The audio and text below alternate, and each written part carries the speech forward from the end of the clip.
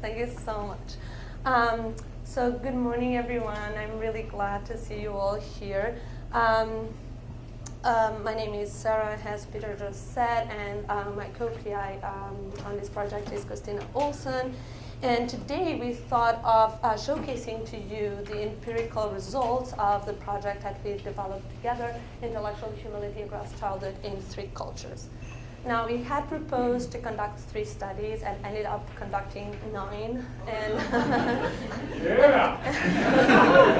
And my plan for today was actually to try to present the majority of those studies to you in half an hour. So I realize that's a lot. So my suggestion would be if you're feeling overwhelmed or if I lose you along the way, please just let me know and I will adjust, okay? To compensate, I don't have a lot of theory to use, so I thought that I should not delve too much into definitional issues since other teams are working on that. And also, I thought it would be enriching and actually intellectually humble of me to open the discussion at the end of our results instead of spending a lot of time presenting you our interpretation. So I'm going to focus on the description of the studies, and then we can all discuss the results together if you wish to. Okay, so before starting to describe the studies, I will though just give you an overview of the questions that guided our research. And when we were writing up the proposal and we were trying to think about what does intellectually humble people look like, we thought that one important aspect of this person would be to know the things that he or she knows and also know the things that he or she don't know. And as Ian Church mentioned yesterday in his opening address, young children seem to have this difficulty in distinguishing what they do and do not know. So just to cite an example from Frank's work, for example, children think they know how toasters work, and if you ask them to describe step by step how that mechanism works, they will fail to do so, but they will still believe that they know how the toasters work. So our question was, and there are other examples in the literature, and we were like, okay, so are young children intellectually arrogant, thinking that they know far more than they actually do? But again, exactly as also Ian Church said yesterday, we thought about another important characteristic of intellectually humble people, which is, not to dismiss other people's beliefs categorically. An intellectually humble person will at least be open to listening to them and then revise their own beliefs if they feel that's warranted. And children actually, they do learn a lot, right? From our daily experiences with children, but also from the literature, they seem actually to be open to revise their beliefs and adopt new beliefs from others. So another question that we were interested in was, are young children intellectually humble, willing to learn from others and revise their own beliefs? And we were particularly interested in seeing if we could get children, if children would show both of these opposing tendencies in the same situation, in a single study. So the first studies that I'm going to present you are about these 2 opposing tendencies. Another question was, okay, so if children do this thing where they overestimate their own knowledge, is it just a simple self-enhancement thing where they won't do it, for example, for others, they won't overestimate the knowledge of others? Or is it more like a general difficulty in understanding the limits of knowledge? And if that's the case, then probably children will also think that others know more than they actually know. And we were interested in this question. Another aspect of this idea of trying to see if children understand or how well they understand the limits of knowledge is this question where as adults we have a good sense that the way we gather or construct knowledge is supported by these processes that sometimes are biased. There are all these cognitive bias, motivational bias, even perceptive biases, right? Do children also have at least an incipient grasp that the way we construct knowledge might be biased itself? And so I'm going to present you a set of studies that focus more on these other big question. And the final one where we were just curious about how children perceive intellectually humble people. As adults, we kind of like, Elliot was just saying that actually people are very quick at, from a paragraph, distinguishing if that person is like intellectually arrogant or intellectually humble. And we were interested in seeing, like, do children also distinguish between these things? Like, can they tell when someone is sounding intellectually arrogant? Can they tell when someone is behaving in an intellectually humble or diffident way? And so the last set of studies focus on that big question. Okay. So our first 3 studies, as I told you before, we were aiming to see if children show these 2 opposing tendencies, and where they think they know more than they actually know, but they are also more likely to revise their previous beliefs in comparison to older children. And so basically what we've done in these studies is that generally we ask children about things they knew and things they did not know, and in one of the studies also about things they thought they knew. And in a second part of the study, we showed them a peer who agreed or disagreed with their initial answer, and then we measured whether children, to which extent children would revise their initial answers. Okay, and so that you can have a more concrete idea of how we've done this, I'm going to present to you one study that we call the crayon study. And in this study, we had 4 age groups. Our younger children were 4 to 5-year-olds, middle group of children 7 to 8-year-olds, older children 10 to 11 years old, and then we had young adults, undergraduate students. And basically what we did is that we present them with 10 crayons, and we ask them easy questions. For example, which one is the green crayon? To which, all of our participants knew the answer to. And we also asked them difficult questions, like which one is the chartreuse crayon, which the majority of the participants did not know. And if they said, I don't know, we would encourage them to, try to make your best guess. And which one is the chartreuse? It's somewhere in between here. So it's a good question. So yellowish green or a greenish, yeah. And then, so very intellectually humble of you to ask. And so after they've given their answers, we asked them how confident they were in their answers. And so what you will see here, in all these studies I'm presenting in the x-axis the age, okay, so in this case the different age groups, and the y-axis you have like their confidence in their initial answers. So to no surprise, across all age groups, children reported to be really sure that they knew the answer to the question, which one is the green crayon. The most interesting part is this one, where the younger kids are reporting to be a little sure that they know what chartreuse is. They were wrong 90% of the time, so totally predicted by chance, 9 out of 10. The older participants seem to be better at telling us that they are unsure about their knowledge. It's still interesting that even adults don't hit the really not sure mark when they were clearly guessing, and if you want, we can discuss that a little bit too. Okay, so the conclusion for this part of the study is that young children really seem to struggle more with recognizing that they do not know some things.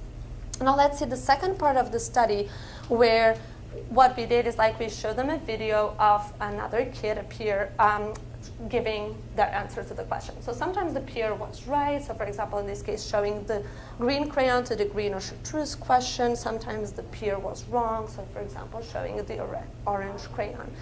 And then we ask things like, do you think the peer drawn is right or not? But we also gave participants an opportunity to revise their initial answers or to stick with their initial answers. And so what you can see here is that only the younger kids revised their initial answers in the cases where they actually knew the right answer, but it was not very common for them to do that. It was much more common in the instances where they did not know the correct answer. That here it's interesting that actually like the older participants are less likely to revise. So these participants also don't have a clue what chartreuse is, but they will tend to stick with their initial answer. And so this part of the study tells us that, in the same study using exactly they're answering about like the same question, young children are more likely to revise their own beliefs. We had then we collected data internationally in 3 countries using a paradigm very, very similar to this one. I have the slides with the results, but I'm not going to present them now just because, we found some tiny differences between countries, between the cultures, but they are not very clear in their meaning, so I think that they will actually obscure a little bit our understanding. But I brought you some other international data for some other study later on, and I have that for these ones if you want to look at them in the discussion part. Okay. We just wanted to make sure for this set of studies that it was not something funny about the paradigm that we use. So we actually ran another study that we call the object study. And in this study, basically the only difference was that we included another category of trials that I'm going to show you. So in this study, we were asking children about objects. We asked them, what is this? So now they could not easily make a guess. They had to label an object. And some of those objects, they knew what they were, like for example, a spoon. Some of the objects, and this is the new introduction, were like this. So participants thought this is a light bulb, but this is actually a candle shaped like a light bulb. And so we were interested, especially when the peer comes up and says that's a candle, we are interested in these trials. Participants would be more likely to, take a second look and say, well, actually, the light bulb is not transparent, it's not glass. Maybe it could be wax, so maybe it could be a candle, something like that. And then we had another class of trials, unknown objects like this one, which is basically a wooden rug beater. So it used to take the dust out of the carpets a long time ago. Okay.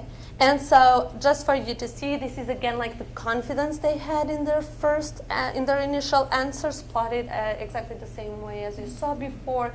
And again, for the known trials, participants were really sure about their initial answers. For the apparently known too, right? They really thought this is a light bulb. And again, exactly the same pattern for the unknown objects, with younger children being more confident about their wrong answers than the older participants. For the revising part, and again, it's plotted the same way. So in the y-axis, you have the percentage of time participants change their answers. I'm sorry, I just realized that I forgot to tell you about that when you saw the previous graph. This is the percentage of times participants change their answers.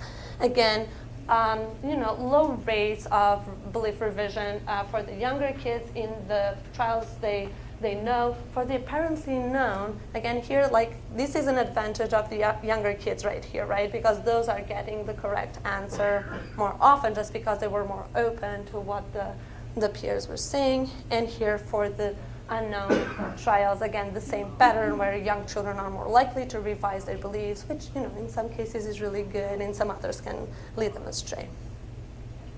Okay, cool. So as a sum up for this part, we would say that young children have a hard time understanding the limits of their own knowledge, and by so doing, they seem to be intellectually arrogant. But at the same time, young children are more willing to revise their own beliefs after peer disagreement, and taking a more intellectually humble stance at the same time. Okay, I'm going to switch to the second group of studies. Let me know, okay, if you want to. For me to slow down or to answer some question. Okay, so for the studies 4 to 7, we were interested in this idea, do children, or what is the understanding that children have about the limits of knowledge? And we were interested in the scope of knowledge, so how much you can know. And in those studies, we asked children, using different methodologies, if they thought that people can know everything there is to know about their expertise domains. This was kind of the general question. We are also interested, as I told you before, not only in the scope of knowledge, but if they could grasp that, knowledge is not certain, and that the processes that we use to construct it might be flawed sometimes. And so for that study, we basically told children about common biases and asked them if they thought that they themselves and their peers would show these biases. Okay, so in the first study of these ones, the concerning the scope of knowledge. We called it How Much Did They Know study. Basically what we did, again, we have children from 4 to 11. Here we have like all age groups from 4 to 11 years old, and then a group of adults too. And we asked them questions such as, how much do you think pilots know about planes? So we are asking about like how much do experts know about their expertise domains, and we encouraged them to answer using this scale that we had trained them previously, and the scale ranged from nothing to everything there is to know. So they could answer that question, for example, by saying like, oh, I think that pilots know a lot about planes, but they also had like this other option of everything there is to know. And so these were the expert trials. We also had another kind of trials where we asked things like, how much do you think pilots know about diseases? So actually, if we had used pilot as an expert, we wouldn't use pilot as a non-expert, but so that you have a sense. And for the results that I'm going to show you, we're interested in how many times children chose this one, right? So telling us that they think that actually one person can know everything there is to know about a specific domain. And so again, the age plotted in the x-axis, and in the y-axis I have the percentage of time that participants chose that option that I was telling you about. And here's the data. So as you can see, the majority of the young children would say that experts can know or do know everything there is to know about their expertise domains, but a minority of the older participants said so, only a minority. Still, the adults are still saying that a substantial amount of times. And here is the percentages for the non-experts. So as you can see, in all age groups, they do this distinction between experts and non-experts. It's just that the younger kids still think that, as adults, you can actually know everything there is to know, even if it's not your expertise domain. And so for this, like the take-home message from this study was like young children are more likely to believe that one can know everything there is to know. Now, we were a bit worried that when children were choosing the last point of that scale, like the complete field in circle, that just meant that they were thinking like, well, the experts are the people who know the most about something, so they know a lot, so I'm going to choose like the most extreme point. So we tested this alternative interpretation with another study that we called Who is Telling the Truth study. And so here we only have like younger kids, 4 to 5, and older kids, 10 to 11 years old. And basically what we told them is like, these people told me things, I'm going to tell you what they told me, and your job is to try to find out who is telling the truth.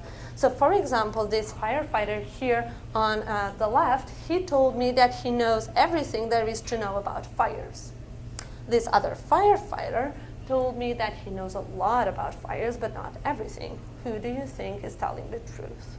Okay, so this was the study. We collected data in the US. We also collected data in China. We just adapted the stimuli, and also in Portugal. And you might think why we chose these 3 countries. Well, our idea was the US has been traditionally characterized as a Western civilization with an independent or individualistic type of culture. China, on the other hand, has been traditionally characterized as an Eastern civilization with a collectivist or interdependent culture. Portugal is an interesting case where it's totally a Western civilization, and so in that sense aligns with the US. But it's as collectivist and as interdependent as a culture as China. So all those values about family and also like that more marked hierarchy in the society is present in Portugal. So we were interested, like, if there's a difference between the US and China, then Portugal will kind of like tell us at this macro level where the difference might reside. Okay, and so here, so what you have in the y-axis is the percentage of times that participants chose the person who said they knew everything about their expertise domain as being the person who was telling the truth. So they believe that person really knew everything there is to know. And for the US, the younger kids are kind of like split between the two people. The older kids are much less likely to believe that, that the expert can actually know everything there is to know. China, we got exactly the same pattern. It's just that children, on average, were more likely to believe that you can know everything there is to know. And then, surprisingly, because I always felt that Portugal would fall somewhere in between, they were actually the same pattern holds. It's just that kids were much more likely to think that adults could know everything there is to know about their expertise domains, even when they were 10 or 11 years old. And yeah.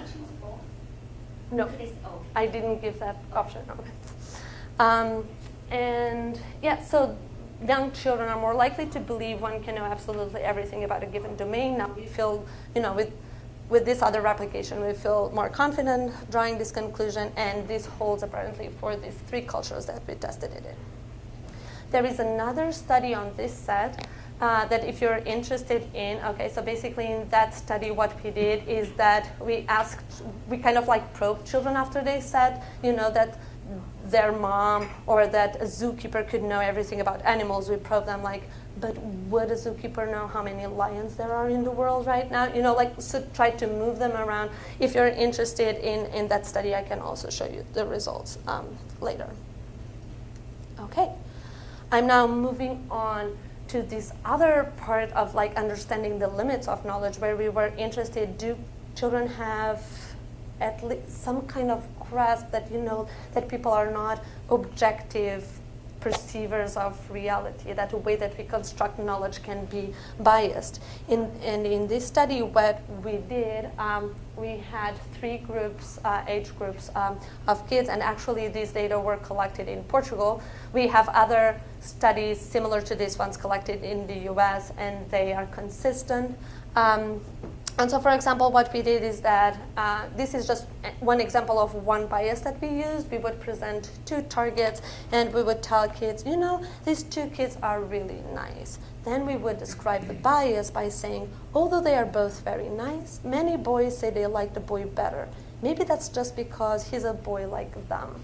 And then we would go on asking children how susceptible they thought they themselves would be to this bias by asking, for example, do you think you would like this boy better, this girl better, or both of them the same?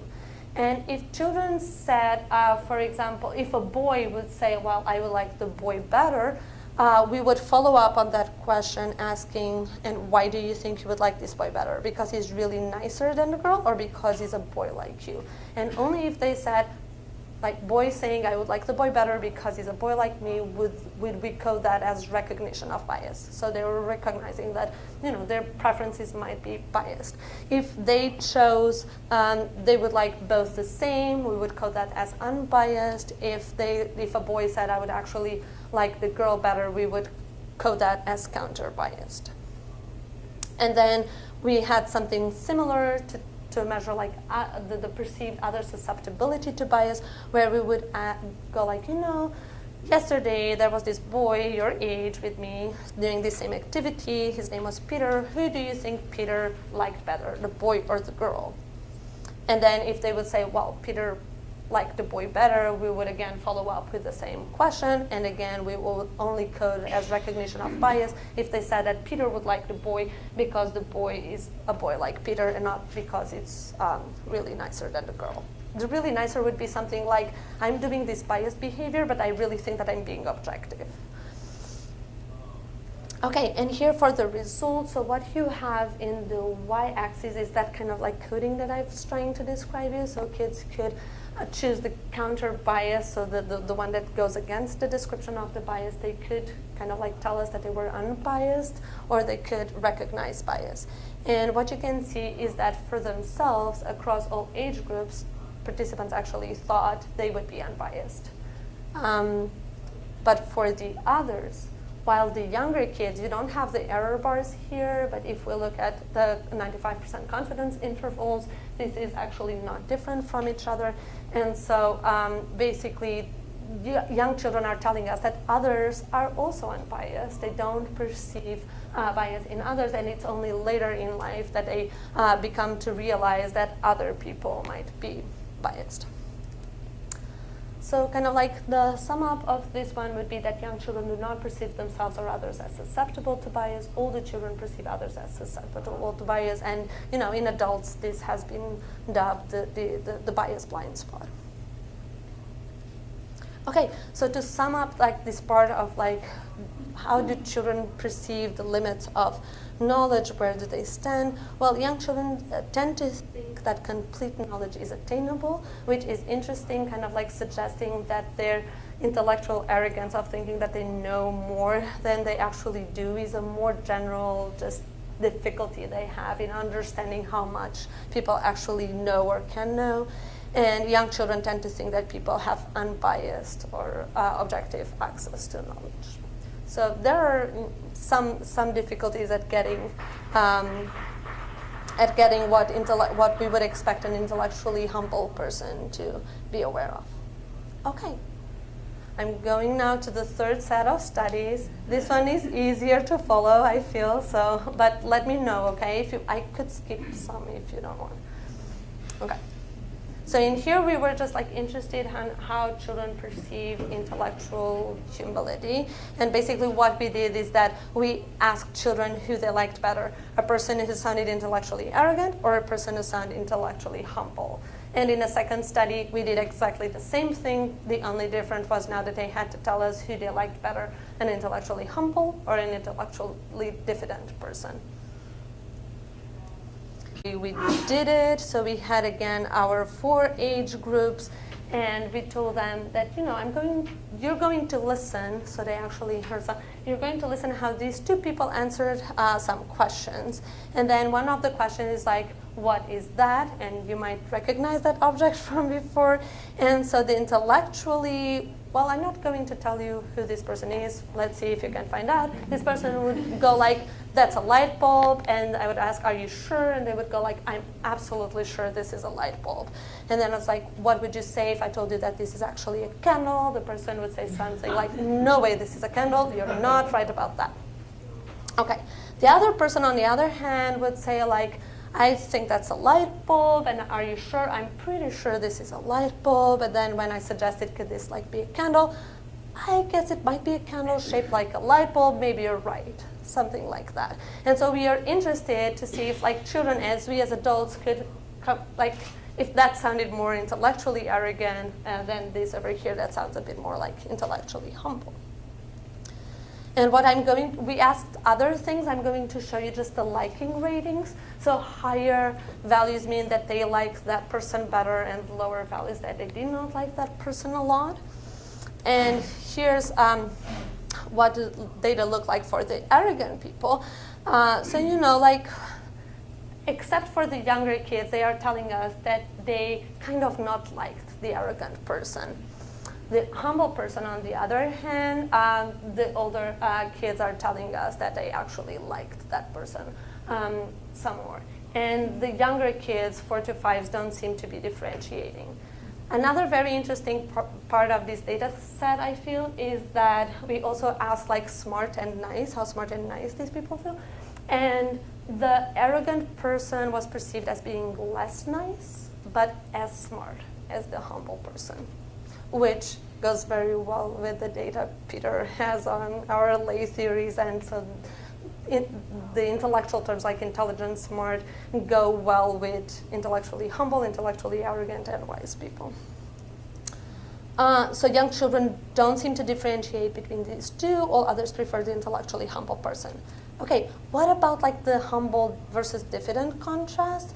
So here we had exactly, the humble person would say exactly the same thing, and the diffident person would go something like this, what is this? And the person would go like, I think it's a light bulb. And then, are you sure? And the person would not commit, would say like, it looks like a light bulb to me. And then what would you say if I told you that this is a candle? And the person would go like, if you say so, then yeah, it's a candle. So like not committing to an answer. And again, what you'll be seeing here are the liking ratings. And so this is what happens to the humble person, which is pretty similar to what we had before in the other study. And this is the line for the diffident target. So again, the young children don't seem to be differentiating between those two, but all other age groups actually prefer the humble to the diffident person. And the nice thing again about this here is that the humble person was perceived as being as nice as the diffident one, but as being smarter than the diffident one. So there was like this dissociation there.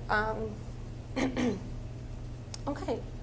So again, we feel that younger children still don't differentiate between these two kinds, but all others prefer the intellectually humble person. And to sum these studies up, it feels like intellectually humble people are perceived more favorably than arrogant or diffident people across development, which is really nice. We just wish maybe that they would start a bit earlier, except by young children. Okay, and to wrap this up, so through our studies, it doesn't really feel that children start off totally as being intellectually arrogant and then move towards intellectually humility or any other also sort of like very cohesive trajectory. It seems more that there are a lot of moving pieces and that all those change across development and create the favorable conditions for then, if you want, as an adult to be an intellectually humble person. So throughout development, you get better at recognizing your own knowledge gaps, although some of the difficulties remain. It would be nice if apparently children get less likely to revise their beliefs. It would be nice for in intellectually humble terms if they could keep that critical receptiveness, so being receptive to what others say, but in a critical way, not accepting uncritically what all other people say. And then the understanding that complete knowledge is unattainable is also something that develops across childhood, and that our cognitive systems are susceptible to biases. And these are also, we feel, critical pieces if we, at some point, want to be intellectually humble adults. And finally, it might help, right, if you are able to recognize intellectually humble people, intellectually arrogant, and intellectually diffident, and model your behavior after those people. Okay, so I'm going to thank everybody, the people who funded this research, especially the Templeton Foundation and the Fuller Thrive Center. I would also like to thank our consultants on this project, Joshua Noob and Vivian Lee, but also our fantastic people who helped us collect data in a lot of China and even in our lab in the US, and then children, their families, and schools in the US, Portugal, and China.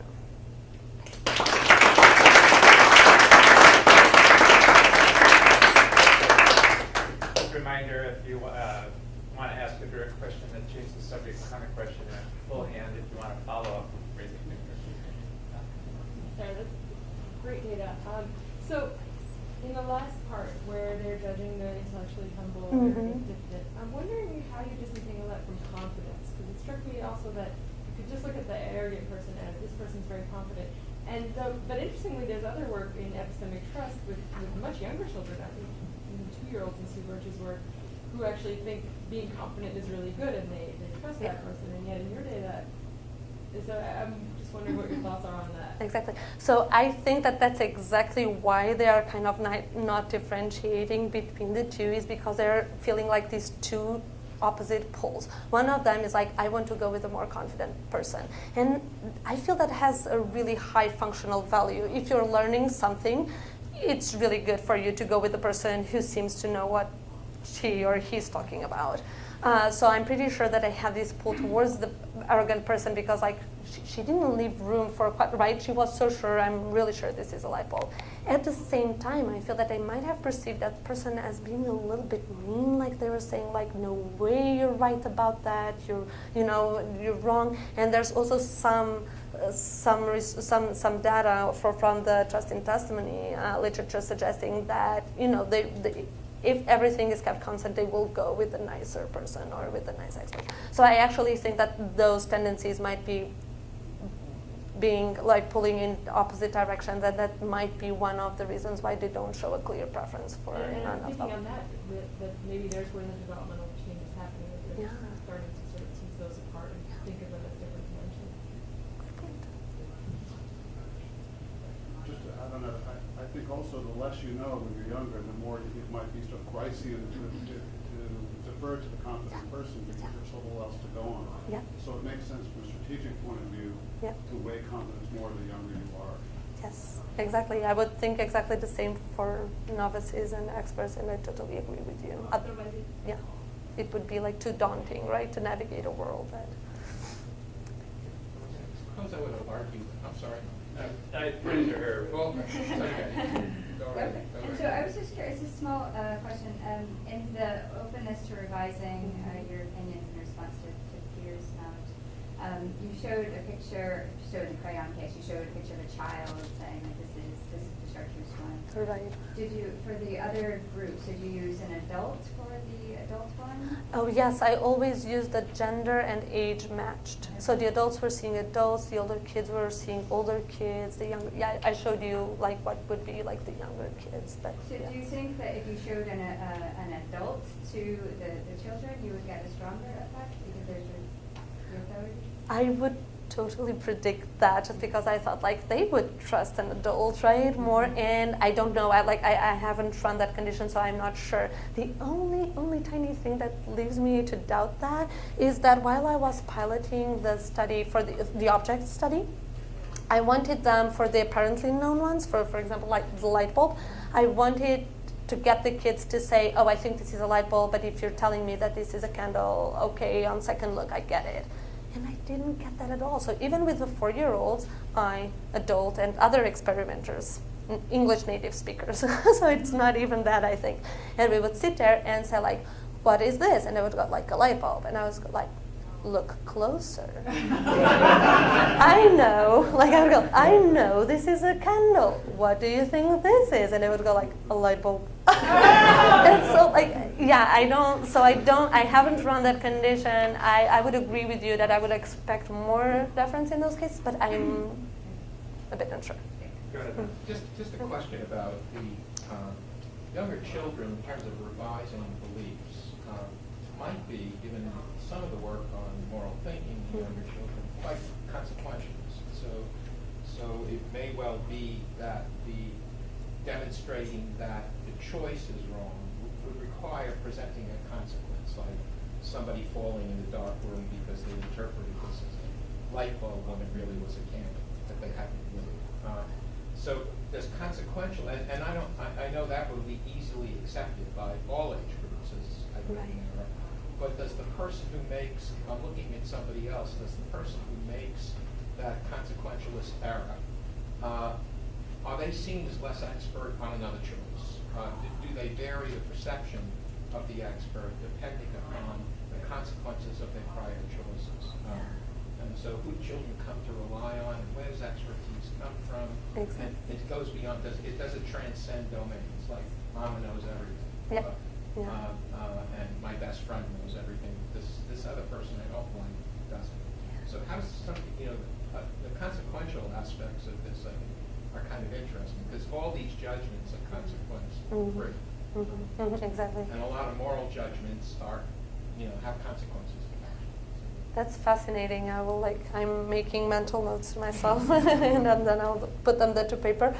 So one thing, for example, in our studies that we were worried about, and it goes a little bit in that direction, is that, so the first study I showed you, we had like always different peers exactly because we were worrying about the carryover effects. So for example, when we are asking which one is the green crayon and the peer shows the orange, like the kids go like, no, that kid is like colorblind. That's not right. And so we were worried that anything that this same peer would show would be easily categorized as like, it's wrong, I cannot trust this one. In the other study, the object study, we had actually like the same peer, and sometimes the peer was right, sometimes the peer was wrong.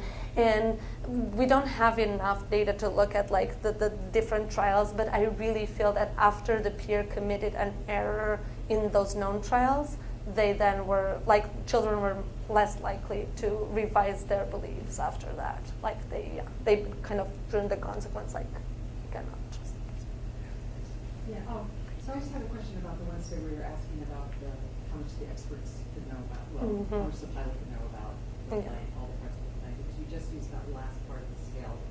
Five Yes. category. So if you actually look at the mean of the scale, do you still see the age differences? If you take the mean response, if you count like 1 to 5. Exactly, like a If you regular take rating the scale, rating exactly, rather and than just using that last category, because it could be the case that young children on a likely scale are more likely to maybe go exactly, to extremes. exactly. So I did that analysis. So I looked at it as like a regular ANOVA. I remember that the non-experts and the experts were different from each other, looking like that, and looking at that way. There, for example, for the non-experts, it wouldn't change across age. For the experts, it would. So it would drop. It would drop it. Yeah. But again, that only is probably anchored by the fact that the younger children were giving the extreme answers so frequently. There's a subtle thing that we all have to keep track of, which is that the sense of what it means to be an expert may shift in terms of, so the pilot, we have some data from non-funded on this, but other work showing that young kids often think what it means to be an expert is to be a functional expert, while the older kids think it means from mechanical. So if you might think a pilot knows everything about planes, how to fly a plane, Everything he as needs opposed to how know. how the plane Right. works. Yes, And yes. those kinds of shifts are constantly plague us in this work, because you never know whether it's overconfidence early on or whether it's a shift in what the an expert means. Exactly. Yeah, that's a really, really good point, and thank you for pointing that out, because I'm going to include that in the in the discussion of the manuscript. One more over here. Yeah, I mean, it's kind of on the back of that, and it's maybe a statement of the horribly obvious. But you know, I think one of the interesting things there is the perception of people expertise is shaped by a perception of complexity of the object being grasped. Exactly. So a movement beyond surfaces, and this question of function and mechanics as well. It's part of an identification of complexity that maybe is attained. Exactly. So we also thought about that, right? Just see if I can. I just wanted to show you that. We thought about that. Like, maybe it's just because when we are asking, like, how much do pilots know about planes, they are just thinking about, like, flying the plane and not about the whole other things that are inherent to the plane. So in this study, we actually did kind of like, we did a bit of the reverse. So we asked first, like, who knows the most about animals? Then they would tell us, for example, the zookeeper, and we would ask, like, does the zookeeper know everything there is to know about animals? And then they would say yes or no.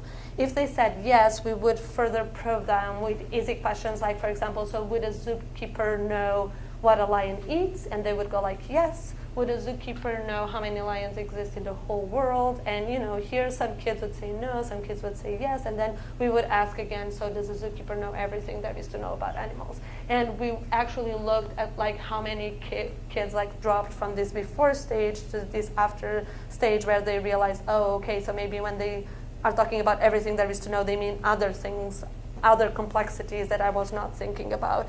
And the results we also had, like, about moms and dads and themselves.